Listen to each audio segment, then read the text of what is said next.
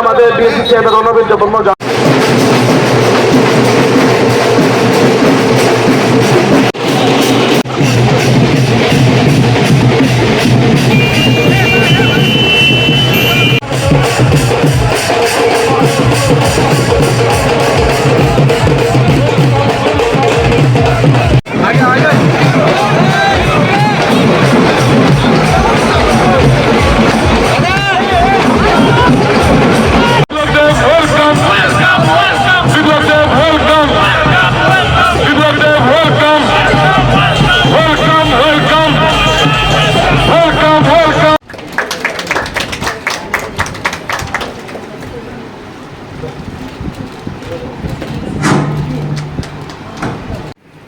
আমার কোনো পরিচিতি ছিল না, আজ আমাকে মানুষ চিনে, দুনিয়া চিনে।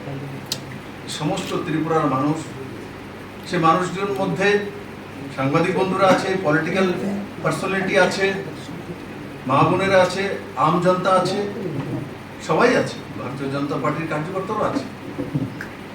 একসময় হাস্যকর হিসাবে আমরা পরিচিত হতাম। আমার খেয়াল আছে ত্রিপুরাতে রাজীববাবু, অমিত বাবু এদের সঙ্গে ঘুরতাম, তো বলতো ত্রিপুরাতে এইসব কোনো কিছু হবে না। কিন্তু ত্রিপুরার মানুষ ইতিহাস তৈরি করে 2018-তে পরিবর্তন করেছে। আমি জানি না আমি কোন জন্য কোনো পুণ্য কাম করেছি, কেন আমাকে ত্রিপুরার মানুষ এত ভালোবাসে। আমি একদিনও ত্রিপুরার মানুষ কোনোদিন ভুলি, আর আমার মৃত্যু পর্যন্ত আমি কোনোদিন ত্রিপুরার মানুষকে ভুলবো না। আর কমিউনিস্ট, কংগ্রেস, অন্যান্য পার্টি যারা আছে, আমি তাদের কাছে নিবেদন করবো, রাজনীতিতে বিরোধী পার্টি হতে পারে, কিন্তু রাজনীতির ঊর্ধ্বে উঠে 2018-তে মানুষ ভোট দিয়েছিল, তার কারণে বিজেপি সরকার 2018-তে প্রতিষ্ঠিত হয়েছে।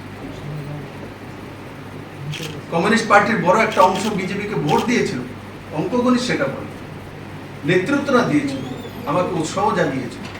সত্তাতে থাকার পরও আমি সেগুলো অনেকের সঙ্গে শেয়ার করতে পারি।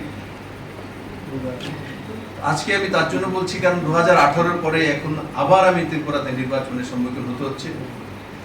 আমি আপনাদের কাছে এসেছি, আমি সাংবাদিক বন্ধুদের মাধ্যমে সারা ত্রিপুরাবাসীর কাছে নিবেদন করব, আপনাদের বিপ্লব যদি ভালো লাগে তো পদ্মফুল চিহ্ন ভোট দিয়ে মাননীয় প্রধানমন্ত্রীকে শক্তিশালী করুন।